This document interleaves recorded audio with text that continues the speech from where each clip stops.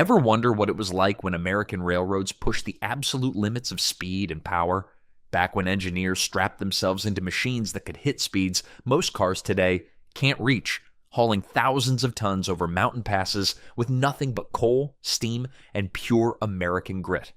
These weren't just trains, they were rolling experiments in how much metal, fire, and velocity the rails could handle before something gave way. 10. Lima Locomotive Works, A1 Berkshire 2-8-4. Built in May 1950 at Norfolk and Western's East End shops in Roanoke, Virginia, locomotive number 611 represented the pinnacle of American steam passenger technology and one of the last gasps of the steam era. This Class J Northern type stretched about 110 feet long, weighed approximately 872,600 pounds with tender, and could generate around 5,400 horsepower from its coal-fired boiler. With 70-inch driving wheels and 80,000 pounds of tractive effort, the 611 was engineered to cruise at 100 miles per hour on flat terrain while still being capable of pulling heavy passenger consists up steep mountain grades at 40 miles per hour. The risks of the Class J locomotives became tragically apparent through a series of deadly accidents. On February 20th, 1948, sister locomotive 607 derailed near Franklin Furnace, Ohio, while hauling the Powhatan Arrow, killing its fireman after entering a turnout at about 77 miles per hour. On October 30th, 1953, locomotive 613 crashed into the rear of a local freight train in Wallace, Virginia, injuring dozens when the crew failed to heed warning signals. The 611 itself wasn't immune to disaster. On January 23, 1956, it derailed along the Tug Fork near Cedar, West Virginia.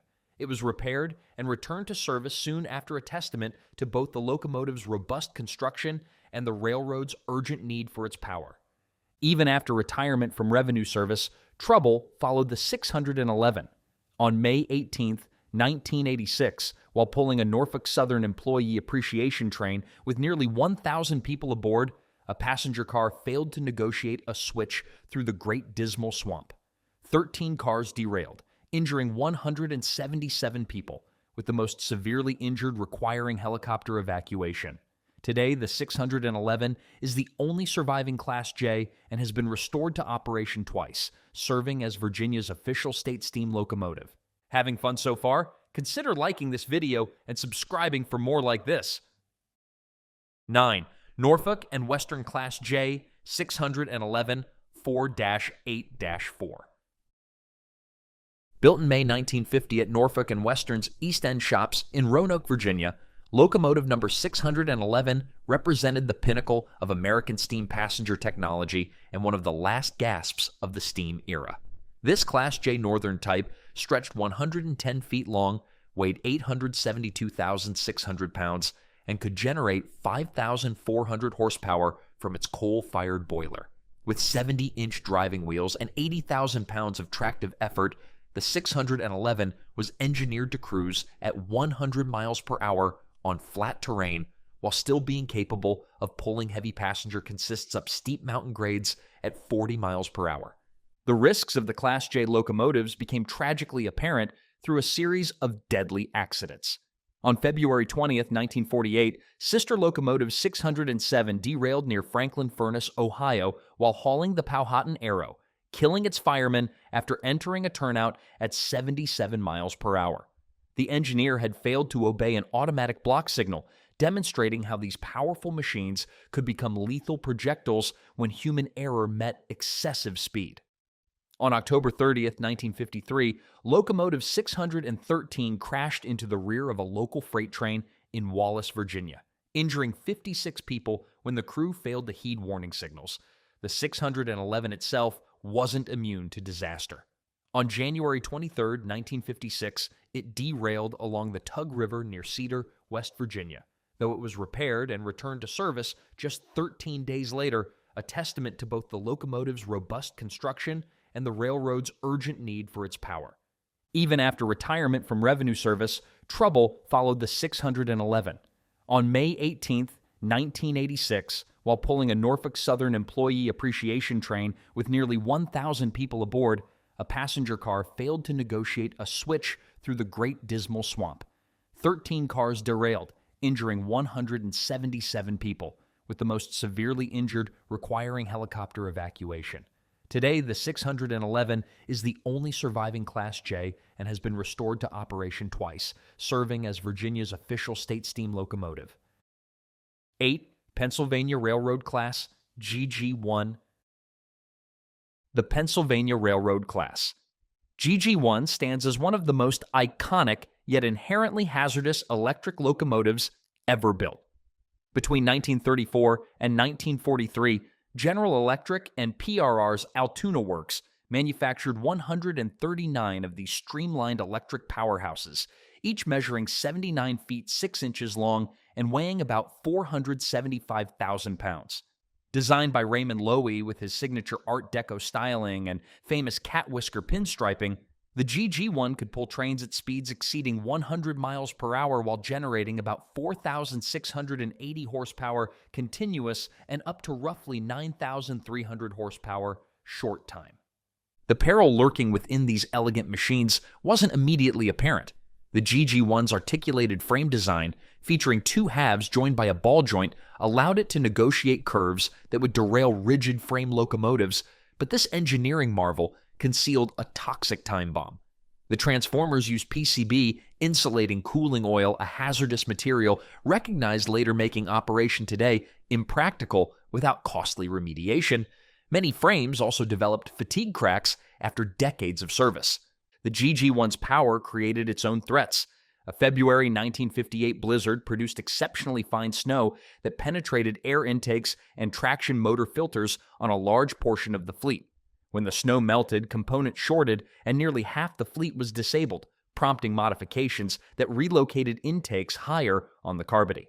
A notorious brake incident also involved a GG1 when a mispositioned angle cock handle on a car closed the brake line behind it, leaving most of the train with released brakes while the locomotive braked, contributing to the 1953 Union Station runaway of PRR 4,876.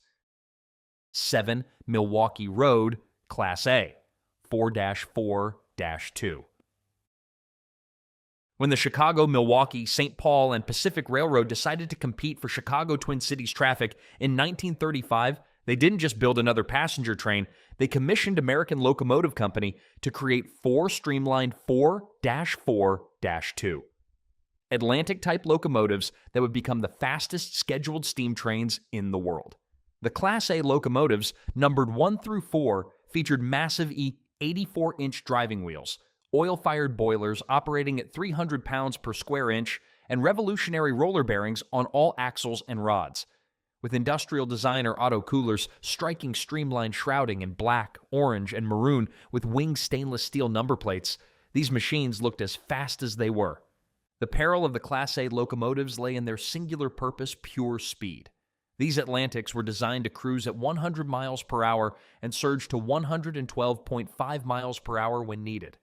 On May 15, 1935, locomotive number 2 made a run between Milwaukee and New Lisbon, Wisconsin, with a dynamometer car recording a top speed of 112.5 miles per hour over a long stretch, the first authenticated steam run above 110 miles per hour. At those velocities, any defect could be catastrophic. The Class A locomotives required intensely skilled crews who understood they were operating at the ragged edge of what steam technology could safely achieve. Running at 100 miles per hour daily became routine for these machines as they pulled the Hiawatha passenger trains. But this constant high-speed operation took a brutal toll on both equipment and track. By 1938, as passenger trains grew heavier, the railroad turned to larger 4-6-4 Hudson locomotives, reassigning the Class A Atlantics to other Hiawatha routes. All 4 were eventually retired and scrapped by 1951, leaving no survivors of these record-breaking speedsters. 6. Baldwin, DR-12-83000 Centipede. Baldwin Locomotive Works DR-12-83000, better known as the Centipede, represented one of the most ambitious and ultimately problematic failures in American diesel locomotive history. Built between 1945 and 1948 at Baldwin's Eddystone, Pennsylvania facility, These massive diesels featured a unique 2-D plus D-2 wheel arrangement with 12 axles, 8 powered. Each Centipede housed two 1,500 horsepower engines for 3,000 horsepower per unit, and they were commonly operated in pairs for 6,000 horsepower. The threat of the Centipede stemmed from Baldwin's fatal decision to build these locomotives like steam engines one at a time, each slightly different from the last. This meant no two Centipedes were mechanically identical, with wiring and equipment placement varying wildly between units. For maintenance crews accustomed to standardized EMD and ALCO units, working on Centipedes became a nightmare. Only 54 were built: PRR, Seaboard Airline, and Mexico. PRR's experience was especially fraught in heavy helper service. They proved rough on track and prone to issues tied to their articulated running gear. Reliability woes plagued the fleet from the start, and as overhauls came due, railroads discovered each locomotive required custom attention. The Mexican units lasted longest, with some operating into the early 1970s after rebuilds. The PRR and Seaboard units were scrapped by the early 1960s. None were preserved. Halfway through, you know what that means? Time to hit that subscribe button if you haven't already. 5. New York Central and Hudson River Railroad, number 999, 4-4-0. On May 10, 1893, New York Central Locomotive 999 became the fastest land vehicle on Earth when it reportedly reached 112.5 miles per hour between Batavia and Buffalo, New York, making engineer Charles Hogan and fireman Ike Odell instant American legends. Built at NYC's West Albany shops and designed by William Buchanan, this 4-4-0 American Standard type locomotive featured unprecedented 86-inch driving wheels, among the tallest ever used on an American locomotive. With 19 inches by 24 inches pistons and about 180-190 pounds per square inch of boiler pressure, sources vary, the 999 was purpose-built for a single goal: prove that trains could travel faster than anything else on the planet. The extreme risk of the 999's record run cannot be overstated. At 112.5 miles per hour, the driving wheels spun more than 400 times per minute, generating centrifugal forces that could tear the locomotive apart if any component failed. The track crew had spent days preparing a straight stretch, knowing that at such velocities, even minor track irregularities could cause catastrophe. Without modern suspension or balanced driving wheels, the locomotive shook violently, making the cab a terrifying place to be. The 999's speed came at a price. The enormous 86-inch drivers that enabled such velocity reduced the locomotive's tractive effort to only about 16,300 pounds, making it poor at starting heavy trains. The drivers also proved slippery in operation. In 1899, just 6 years after its record run, the railroad replaced the 999's massive drivers with 78-inch wheels, and by the early 1900s, they'd been reduced again to 70 inches. This progressive downsizing effectively transformed it into a conventional locomotive, ending its career as a speed demon. The 999 continued in service, pulling the Empire State Express, and later in freight and yard switching until 1952. Today it resides in Chicago's Museum of Science and Industry. 4. Milwaukee Road Class F7, 4-6-4.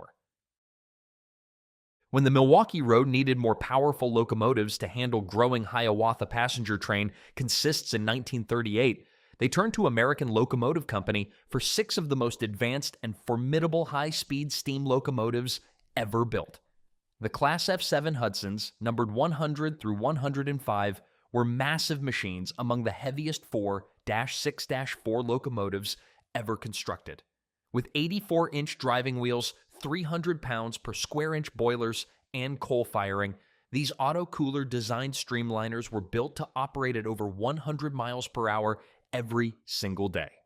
The F7's record speaks to both their incredible performance and inherent risks.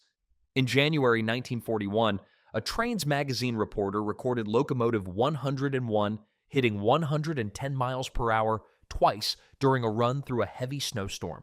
French railroading expert Baron Gerard Vuillet later reported timing one at 125 miles per hour, with an average around 120 miles per hour for several miles.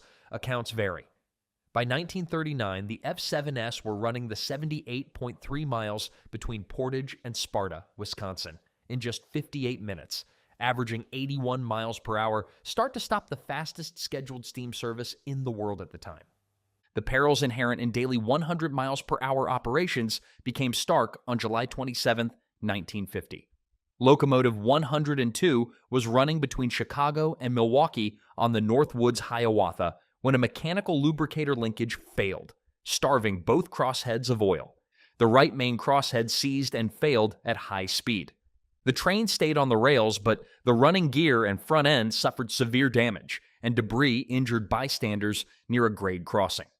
No one was killed, and 102 never ran again. 3. Union Pacific Big Boy Class 4-8-8-4, number 4014. In November 1941, American Locomotive Company delivered Union Pacific 4014, a locomotive so massive and powerful that it required a wheel arrangement never used before or since 4-8-8-4. Measuring about 133 feet long and weighing roughly 1.2 million pounds fully loaded, the Big Boy was designed to haul 3,600-ton freights over the Wasatch Range without helpers. With 68-inch drivers, 300 pounds per square inch boiler pressure, and about 6,290 drawbar horsepower, 4014 represented the pinnacle of American steam locomotive engineering and one of the most dangerous machines ever to ride the rails. The sheer size of the Big Boy created unprecedented hazards. At these dimensions and weights, articulation was essential, but it introduced its own failure points. On November 6, 1953, Big Boy 4005 jumped a switch at approximately 50 miles per hour in Wyoming and overturned, killing 3 crewmen and derailing 18 cars. Operational risks extended beyond accidents. Big Boys consumed fuel and water at prodigious rates. The tender carried about 56,000 pounds of coal and 25,000 gallons of water. Running out of either could block the main line, and tremendous pulling forces meant careless handling could snap couplers or pull drawbars. 25 were built, 1941-44, retired by 1962, 8 survive, and 4014 has been operating since 2019 after conversion to oil firing. 2. Pennsylvania Railroad Class, Ace 1 number 6100. The Pennsylvania Railroad Class, S1, locomotive number 6100, stands as perhaps the most extreme experiment in American railroad history. Completed January 31, 1939 at PRR's Altoona Works, this machine was the longest and heaviest rigid-frame reciprocating steam locomotive ever built, measuring about 140 feet 2 inches overall and weighing over 600,000 pounds for the engine alone. This experimental duplex featured a unique 6-4-4-6 wheel arrangement never used before or since. Raymond Loewy's streamlined shell concealed 2 pairs of cylinders driving 2 pairs of 84-inch drivers, essentially 2 engines fused into a single rigid frame. The cost, $669,780. The S1's danger lay in its unprecedented combination of size, speed, and design compromises. Built to show that steam could match PRR's new GG1 electrics, the S1 needed to pull 1,000-ton passenger trains at 100 miles per hour. Reported speeds varied. Popular mechanics cited 133.4 miles per hour in 1941, and other period accounts claimed higher, but official records are lacking. What's not disputed is the S1's tendency toward wheel slip and the operational limits imposed by its rigid 140-feet frame, which restricted it to straighter main lines. Slip at startup could escalate rapidly, threatening rods and running gear before crews detected it. The S1 served from 1940 to 1945 and was scrapped in 1949. PRR pursued the smaller 4-4-4-4 T1 instead. 1. Pennsylvania Railroad Class T 1 4-4-4-4. Taking the crown as the most dangerous locomotive ever to operate on American rails, the Pennsylvania Railroad Class T1 represented a final attempt to prove steam could compete with diesels and nearly shook itself apart, trying. Between 1942 and 1946, Baldwin and PRR's Altoona Works built 52 of these radical 4-4-4-4 duplex locomotives, each about 122 feet 10 in long and weighing around 502,200 pounds, engine only. Designed to sustain 100 miles per hour with 1,000-ton passenger trains, the T1 developed about 6,500 indicated horsepower in tests, with drawbar horsepower measured just over 5,000 on some runs. The danger wasn't only speed, it was the duplex drive's propensity to wheel slip, both starting and at speed, especially if handled roughly or with imperfect spring equalization. Engineers reported violent surging as the two engine sets fell in and out of sync at very high speeds, and poppet valve gear suffered under sustained high-speed service. The fleet proved complex and expensive to maintain. PRR shifted Premier trains to diesels by 1948, and the T1S were withdrawn by 1953 and scrapped by 1956. None survived, though the T1 Trust is building a new number 5,550 with modern materials and updated systems. These 10 American locomotives represent an era when railroad companies and manufacturers regularly bet millions of dollars and countless lives on pushing technology to its absolute limits. From Baldwin's misguided Centipede to Pennsylvania Railroad Speed Obsessed S1. From Milwaukee Road's record-breaking Class A, Atlantic's, to Union Pacific's mountain-conquering big boys, each machine tells a story of ambition meeting danger on American rails. These weren't just trains, they were mechanical marvels that demanded respect, skill, and no small amount of courage from the men who operated them. While most have been lost to the scrapper's torch, the survivors like Big Boy 4014 and Norfolk and Western 611 continue running today, giving us a glimpse into an age when American railroads built the biggest, fastest, and yes, most dangerous locomotives the world had ever seen.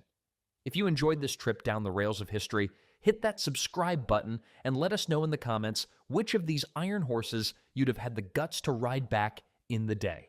Stay safe out there.